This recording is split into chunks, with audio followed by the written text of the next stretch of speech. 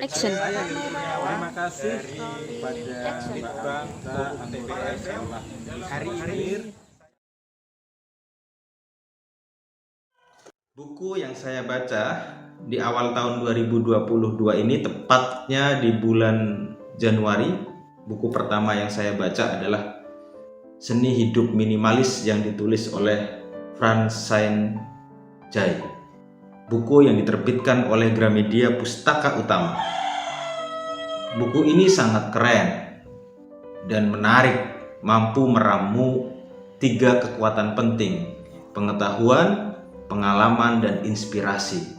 Sehingga saat kita membaca buku ini, kita akan mendapatkan pengalaman dari penulisnya, pengetahuan tentang gaya hidup minimalis, dan inspirasi yang menarik kita untuk mau mempraktikkan gaya hidup minimalis, karena melalui gaya hidup minimalis inilah kita akan bahagia dan memberikan kontribusi yang luar biasa terhadap kehidupan ini.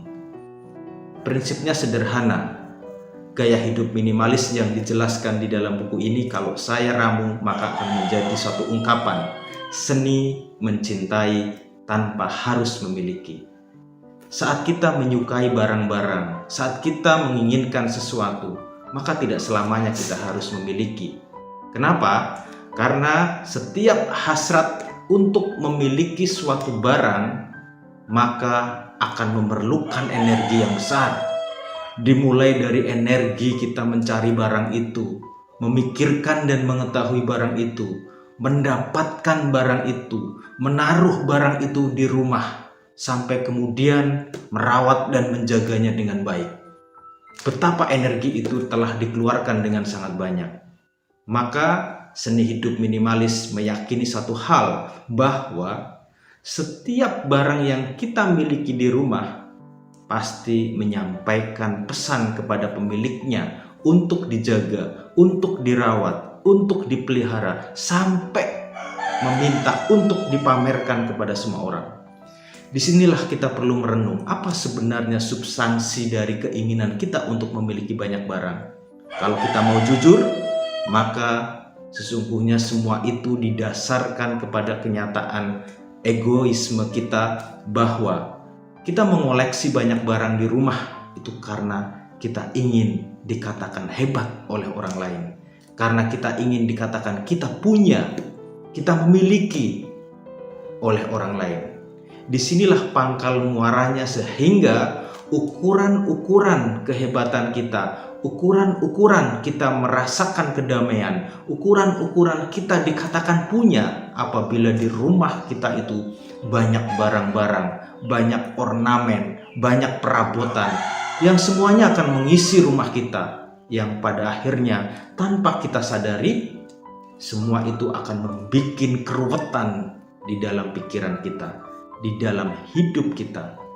Maka hal-hal yang seharusnya kita pikirkan, yang selayaknya kita jadikan sebagai bahan untuk kajian, yang seharusnya kita hidup diorientasikan untuk hal yang sifatnya substansi, menjadi hilang karena kita sudah diruwetkan dan dikacaukan oleh barang-barang yang ada di rumah kita.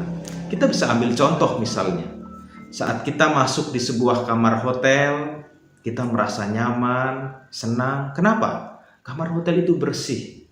Perabotan-perabotan yang ada di kamar hotel itu adalah perabotan-perabotan dasar yang memang kita harus miliki. Tetapi setelah kita memakai kamar hotel itu, pakaian kita berserakan, sepatu kita berserakan, ya, bahan-bahan yang kita bawa jadi berserakan, maka kamar hotel itu pun menjadi sumpek. Begitu juga dengan hidup kita. Saat hidup kita itu di rumah memiliki banyak barang-barang, perabotan-perabotan, maka sesungguhnya itu menjadi muara di mana hidup kita menjadi sumpek, ruwet, dan bete.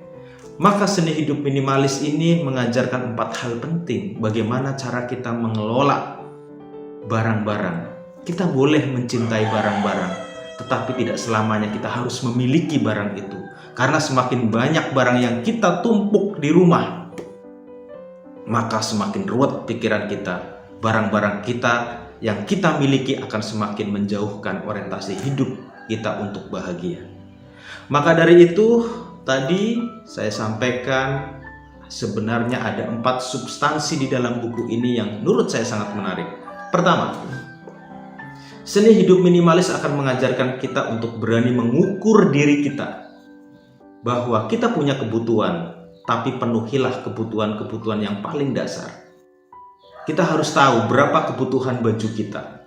Kita harus tahu berapa kebutuhan sepatu kita. Kita harus tahu berapa kebutuhan perabotan-perabotan di rumah kita. Kalau kita sudah membuat batasan-batasan terkait dengan kebutuhan, maka disitulah kita sudah menetapkan satu batasan yang akan menjadikan ukuran di mana kita harus memiliki barang-barang. Misalnya pakaian kita cukuplah memiliki 7 setiap hari. Sepatu kita cukuplah memiliki 1 atau 2. Buku kita cukuplah memiliki buku-buku yang memang kita butuhkan dan kita baca. Nah, dari ukuran-ukuran itulah kita bisa membatasi diri untuk tidak memiliki banyak hal, banyak perabotan, dan banyak barang yang akan kita tumpuk di rumah kita.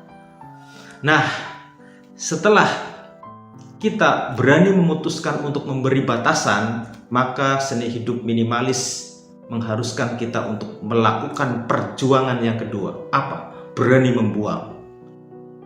Barang-barang yang kita miliki melebihi kebutuhan dari kita, maka segera buanglah, berikan ke orang lain yang membutuhkan. Baju kita jika terlalu banyak, buang, berikan kepada orang lain. Sepatu kita jika terlalu banyak, buang dan berikan kepada orang lain. Perabotan-perabotan lain yang memang tidak penting dan hanya akan mengganggu pikiran-pikiran kita, berikan kepada orang lain. Maka seni hidup minimalis yang kedua masuk kepada tahap bagaimana kita bisa mengurangi perabotan-perabotan, barang-barang dan benda-benda yang ada di rumah kita yang kita miliki. Kita harus punya keberanian itu. Nah, saat kita sudah memiliki kebutuhan seperti yang kita butuhkan saja, semua perabotan sudah kita buang memang yang tidak perlu, maka seni hidup minimalis yang ketiga adalah kita harus pandai dan rajin untuk merapikan dan membersihkan setiap hari. Prinsipnya, jangan sampai ada barang yang kita miliki itu berdebu. Harus kita rapikan. Tidak hanya kita rapikan, harus kita tempatkan kepada tempat-tempat yang tepat, posisi-posisi yang tepat, sehingga rumah kita tertata rapi. Kita tidak akan pernah mengalami kehilangan suatu barang, kita tidak akan pernah mengalami lupa di mana barang itu kita tempatkan. Semuanya akan tampak indah, tampak luang, dan tampak nyaman. Kenapa? Kita memiliki barang yang hanya kita butuhkan. Yang kedua, kita berani membuang barang-barang yang tidak kita perlukan. Dan yang ketiga, kita berani merapikan dan menempatkan barang sesuai dengan tempatnya yang tepat. Masuk yang poin keempat, seni hidup minimalis mengajarkan satu hal penting. Apa? Satu masuk, satu keluar. Apabila ada barang yang kita beli satu masuk ke dalam rumah kita, maka harus ada satu barang di rumah kita yang kita keluarkan. Semuanya bertukar tempat dan bertukar posisi, sehingga keseimbangan barang yang kita miliki, kebersihan, kenyamanan, keberanian membuang bisa kita dapatkan.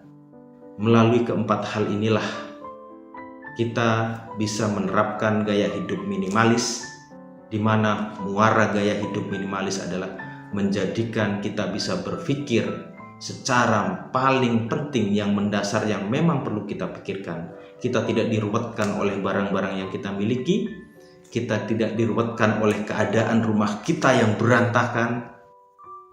Kita semakin lapang, semakin senang, semakin nyaman menikmati kehidupan di rumah kita. Disitulah sebenarnya muasal dari bahagia.